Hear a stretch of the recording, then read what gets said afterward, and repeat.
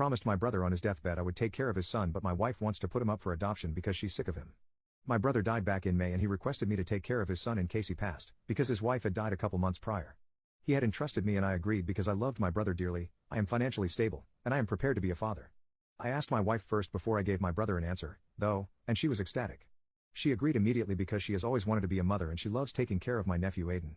So, we took him into our family and he is very well behaved and intelligent, but taking care of a kid is difficult. I work all day from Monday to Friday. I try my best to spend time with Aiden, but it is extremely tiring.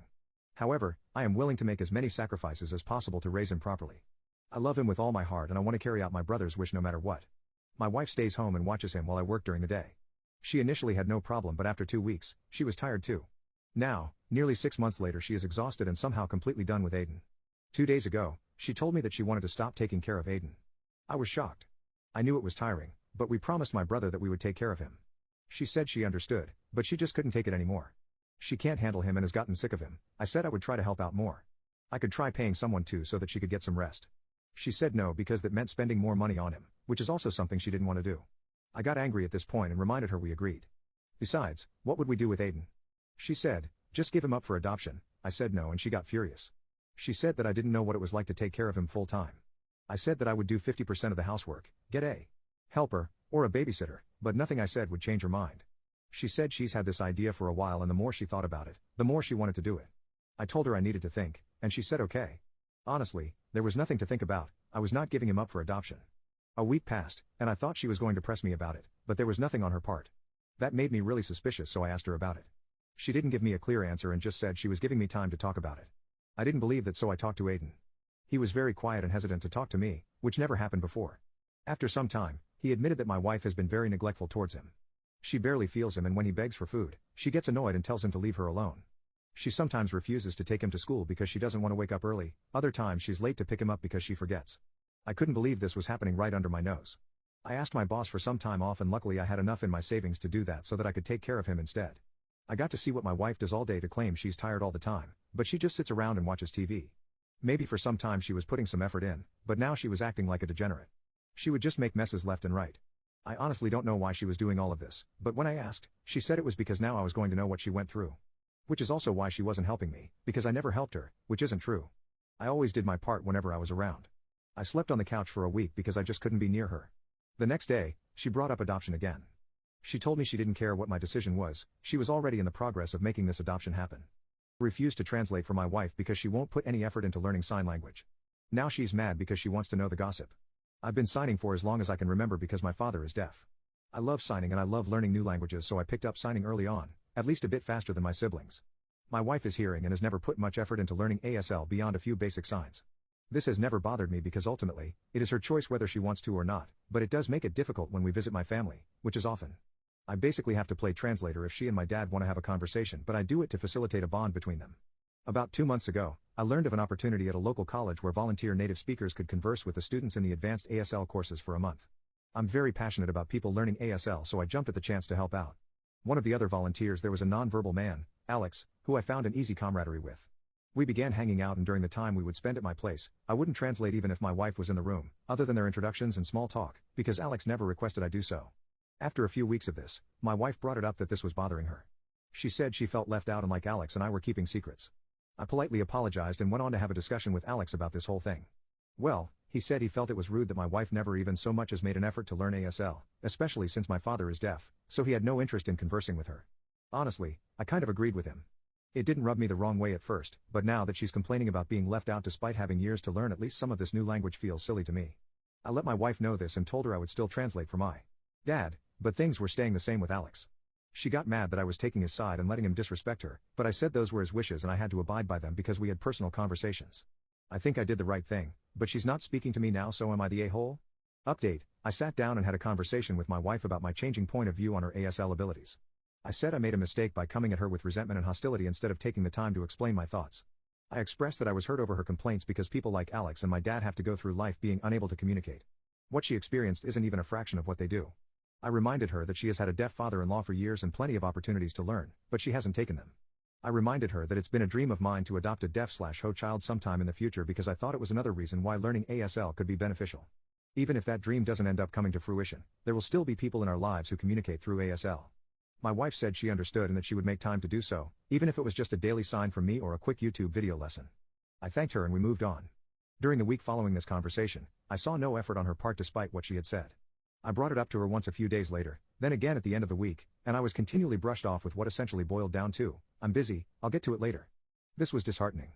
I went to my parents' home alone last weekend and vented to them about what was going on. My dad shared with me a story, one I had heard many times before, about how quickly my mom started learning ASL after the two of them met.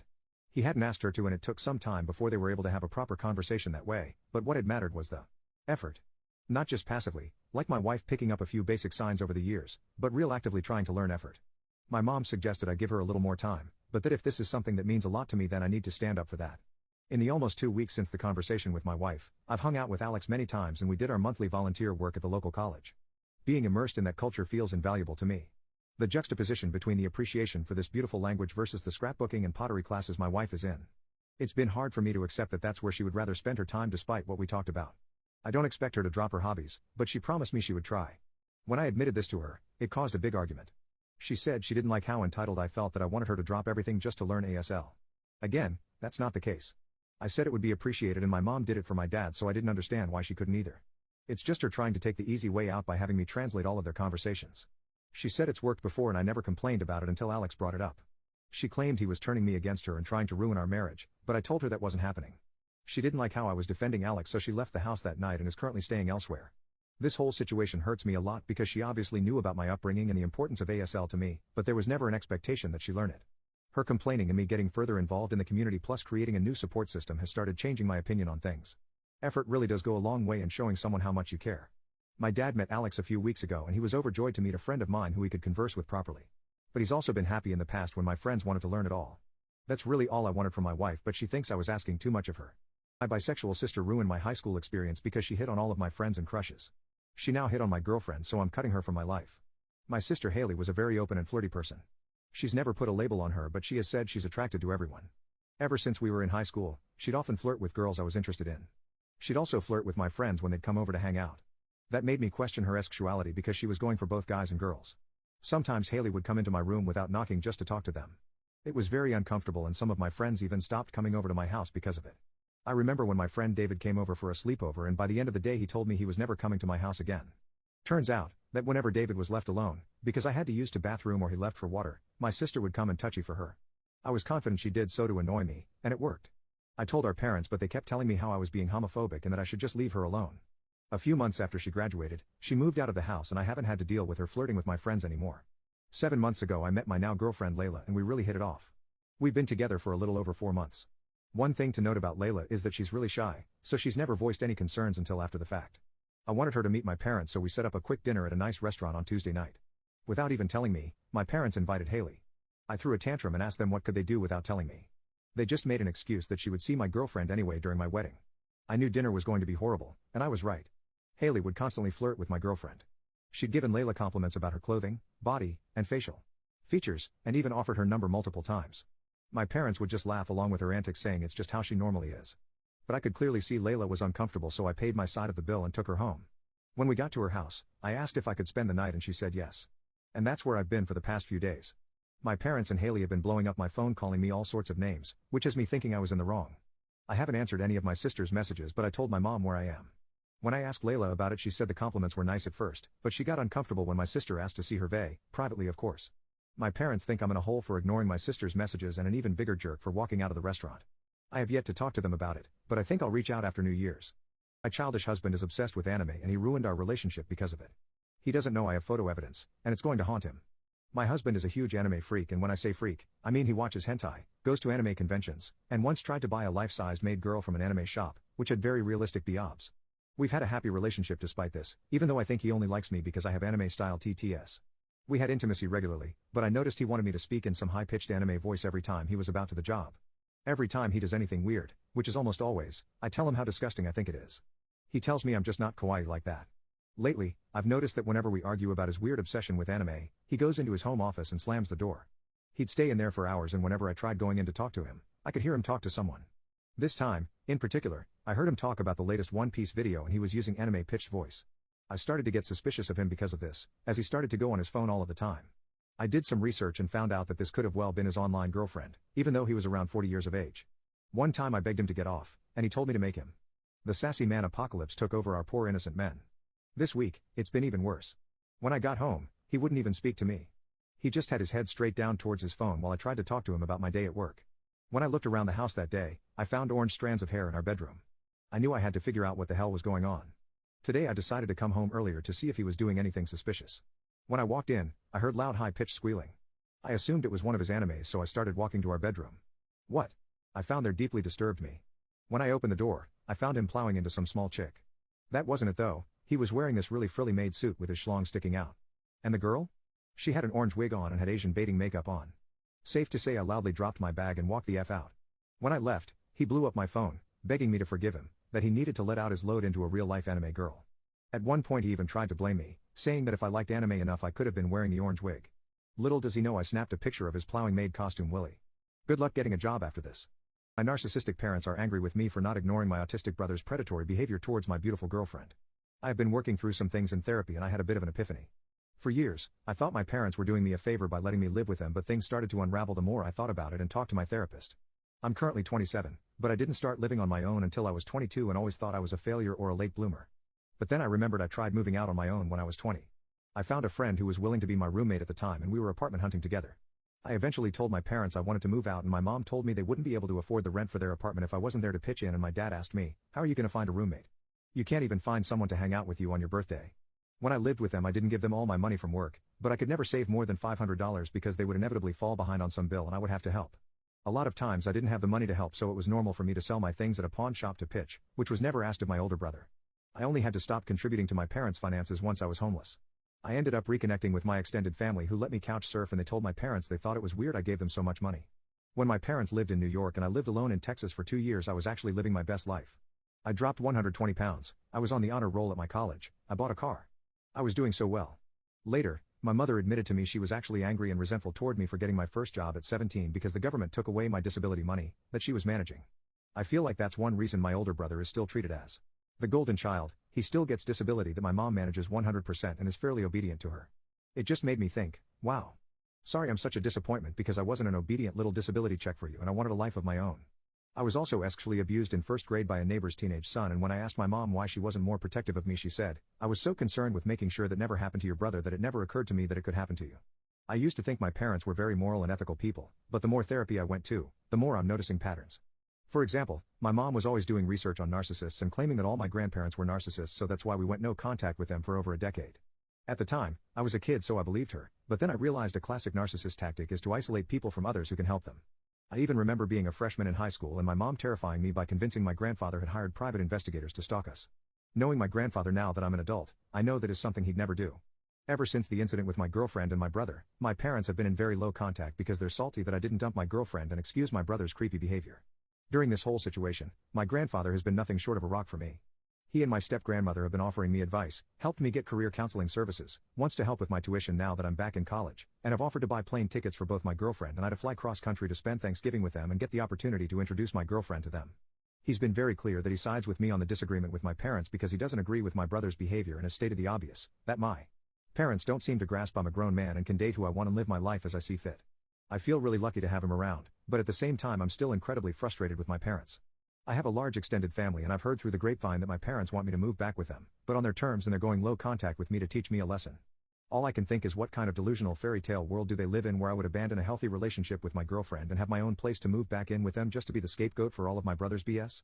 My narcissistic parents are angry with me for not ignoring my autistic brother's predatory behavior towards my beautiful girlfriend. My brother is 32 years old, he's never had a job, he dropped out of community college after 2 semesters for never doing his assignments, he's lived with my parents his entire life, he sleeps all day, and stays up all night playing video games and watching adult films. Both my brother and I, 27, are diagnosed autistic and present our symptoms similarly, but I've been working since I was 17, got my driver's license at 17, bought my first car at 24 and started college right after finishing high school. My parents constantly use my brother's autism as an excuse for his appalling behavior even though we're both on the spectrum. In November, I moved back in with my parents because I left an abusive relationship and had chronic health issues. Living with them hasn't been the best because my older brother is really weird and my parents coddle him a lot. It's like watching a grown man wearing a diaper and getting fed airplane style. I met my current girlfriend 23 and we've been together for a year. She's really gorgeous and sweet. Recently, she had some in mid-2021 and in early 2022 she had some extenuating circumstances where my family agreed to let her live with us. My brother was immediately pleased with this development, and behaved inappropriately really quickly. It started off with him creepily staring anytime her and I kissed, which progressed to him following her into the bathroom anytime he saw her go in there for a shower until he figured out she always locked the door because of him, and the straw that broke the camel's back was him trying to come into our bedroom uninvited at 3 in the morning while we slept. Every time he behaved inappropriately we mentioned it to my parents, but all that really happened were excuses made for him because he's autistic and brief conversation with him about not doing those things again, but he still did. Whatever we wanted and my parents didn't care. After the bedroom incident, my parents fully blamed my girlfriend for what happened because my brother went to them to complain that we were being mean. They kicked my girlfriend out, making her homeless for a brief period of time, and she had a PTSD panic attack since my brother made her feel unsafe. As a result of this, my girlfriend and I got an apartment together and I moved out as well because I didn't want to be in the same house as my brother. I was upset with the way my girlfriend was treated, and I wasn't willing to break up with her, which my parents wanted me to do. I had a calm conversation with them explaining why I was moving out, where I explained it's their house so they are more than entitled to make rules concerning their own home. However, I was not going to continue living somewhere my girlfriend wasn't welcome and where my brother's predatory behavior was condoned. At first they told me they love me, they're sorry they ever made me feel that way, they want me to keep a key to the house because I'm always welcome over, and that if I ever needed to move back and I could. I was glad we ended on a good note, considering everything that happened. But several days later, I went over to pick up some more of my things only to find that my parents had changed the locks on the door. Later that same week they tell me they're angry with me for being ungrateful, saying I hate them, and calling them bad parents, none of which I ever said. They went on to tell me that they didn't want to speak to me for a week because they were upset, needed time to process, and because they thought I needed to feel what it was like to be cut out of the family. I respected their wishes and later my parents agreed to family therapy, which they quickly backed out of because they were only willing to do it over a 3-way video call and my therapist wasn't able to do that. I told my parents I would be willing to attend family therapy with a therapist of their choice who could do the 3-way video call, but that had yet to happen. That same Sunday my parents invited me over for dinner, which I thought went well, only to find they would continue to dodge my calls and leave my texts on read after that night. They eventually contacted me and told me to stop using their house as storage and pick up my things, despite requesting that I stay away for a week. My girlfriend and I went over to pick up the rest of our stuff, which wasn't the best idea because my brother kept staring creepily at her and making nasty comments whenever he wanted. My girlfriend was really uncomfortable, but at least it was quick so she didn't have to suffer for too long. Still, my brother needs to stop doing that, especially because she's a lot younger than him. I briefly brought it up to my parents, but they told me to just leave because they didn't want to deal with useless drama at the moment. I don't get why they aren't willing to talk about the issues that led to me moving out. They haven't even come over to see our new apartment after being invited over. Because, despite the circumstances, I still love them and want a relationship with them since this type of behavior is highly uncharacteristic of them. Understandably, my girlfriend isn't fond of them but told me she doesn't mind me inviting my parents over because it's important to her that I have a relationship with my parents for the sake of my mental well-being. I just don't know what to do to get them to listen. My narcissistic parents told my golden child brother to propose at my wedding because my fiancé loves me and his girlfriend is going to leave him. My brother has always been the favorite because he was planned. My parents only wanted one kid but they had an accidental pregnancy and had me. They don't believe in abortion so my mom carried me full term. That didn't stop her from resenting me for being born. My brother makes fun of me by calling me a mistake. That was my nickname growing up and my parents never stopped him from calling me that. In fact, when I went to them crying about it, they just said that he was right because they never wanted another kid. So, after high school I moved out, went to college purely on scholarships and grants, and now I'm living a really good life. The best part? I'm engaged to my beautiful fiancée and I can't wait to marry her in April. She wanted a spring wedding and what my bride-to-be wants, my bride-to-be gets. Well, the problem started last Saturday when my parents called me over to their house to talk about something. They were very cryptic about it and refused to tell me what it was over the phone. When I got there, my older brother was there too, so I knew this wasn't going to be good. My parents sat me down and told me that my brother wants to use my wedding as the perfect day for him to propose to his girlfriend. I laughed in their faces because I couldn't believe they were asking me something so stupid, but they were dead serious. I was instantly mad and told them absolutely not. But they ganged up on me. I was so enraged and threw all the abuse and neglect I experienced for 18 years in their faces. I told them that I was miserable living with them and sometimes I wish I hadn't even been born because they clearly never wanted me. My brother laughed and mumbled, "Yeah, who would?" And that pushed me over the edge. I said that if they want to do this, then not only will they all be uninvited, but I'll also cut off the financial support I've been giving monthly since they paid to have my golden child brother go through college by taking out a second mortgage. Because even after all this abuse, I was still helping them out financially while they gave my loser brother everything he wanted, even if it meant they were going to go broke. Without me, they wouldn't have even been able to retire because my brother spent half of their retirement money on boats, an apartment that he completely trashed that ended in him getting kicked out and my parents had to pay for all the damages he caused, and even had a failed business at some point that caused a pretty penny. I, on the other hand, landed a decently high-paying job and have been sending $1,000 to my parents monthly to help ease their mortgage. I didn't ask for a stake in the ownership of their house either because I really don't want it. It was entirely goodwill, but I can cut it off any time I want and right then and there, I really wanted to. However, it was only a threat at the time. I left soon after, really angrily might I add, but my brother came to my home the next day to yell at me that I ruined his big chance. For once in my life, my parents were siding with me and they said they'll evict him if he tries to propose at my wedding. He accused me of financially blackmailing our parents, and said that he just wanted a good chance to propose because he was afraid his girlfriend might leave him soon. I told him that was his problem, not mine, because my wedding day is not about him, and if he tries to propose at my wedding, I will have him thrown out. That's not a maybe, but a definite. Besides, I doubt his girlfriend would appreciate her proposal followed up with being tossed out by a bouncer. He yelled that this was why his parents never loved me and why they also called me a mistake behind my back. I was pretty hurt by that, but it wasn't things I didn't already know. In the end, he went crying to our grandmother, so she called me to try to convince me to let him propose. Turns out, my brother completely changed the story to make me out to be this huge villain who called him every name in the book. Even after I told her the real story, she still sided with him. That just goes to show how deep his golden child syndrome goes. She tried to hold her ground, but the verbal backlash I ended up giving her left her crying. That got back to my parents, who were pissed at me for taking things so far. But I told them I only went that far because I had to when they were all trying to get me to let my brother use my wedding as a springboard for a proposal. They ended up agreeing with me, but still stated they feel like I'm crass. My brother showed up at my home again to scream at me that I'm an a-hole, and I hope I'm happy with myself for not allowing him the opportunity. As for my fiancée, she knows what my brother is trying to do and she's very angry about it. She's almost ready to have him uninvited if he pursues this any further. Normally I have a very mild temper. But when it comes to certain people like my brother, parents and grandmother, I can easily get short with them because of all the past favoritism. My grandmother especially. She always sided with my brother and believed his lies no matter what he did. She's the biggest reason my parents favored my brother too. Anyway, I ended up speaking with my brother again and threatened to tell his girlfriend if he was still intending to propose at my wedding without permission. He took it poorly and called me an awful person, so I pointed out that my wedding isn't about him. Our parents were there for this, and they backed me up. I think my brother did a double take when they did that. My dad pointed out that he'd raised my brother wrong, and that was on him. So, from now on my brother was to show them real respect, and they wanted to get an official lease drawn up for him to pay proper rent and utilities because my brother was living with them for free. If he chooses not to pay, he can move out and they'll rent his room to someone else. My brother turned to our mom for help, but she just agreed with dad. He looked like he was having a conniption and then left the house. We only found out where he went 2 days later because he announced that he was moving in with grandma because she invited him. Our parents basically told him that if he wants to live with her, then to go ahead. My brother responded to this by saying we all hate him for just wanting to propose to his girlfriend. My parents pointed out that it's not that he wanted to propose, but where he wanted to do it, and he'd get no support for it. He's refusing to talk to our parents now. My grandmother did call me again, but I told her he wasn't proposing at my wedding so he can get it or not come, and the same goes for her. I ended up calling her out on her favoritism towards my brother since we were kids, which she tried to deny at first, but couldn't keep doing because of how much I'd pointed out. She ended up crying again while I told her that if she keeps trying to insist on this, then she won't be coming to my wedding. She begged me not to rescind her invitation, but still said she doesn't understand why I couldn't let my brother have his way before ending the call. My fiancé is fully ready to remove my brother and grandmother from the wedding. My mom called me the other day to tell me she spoke with my grandmother.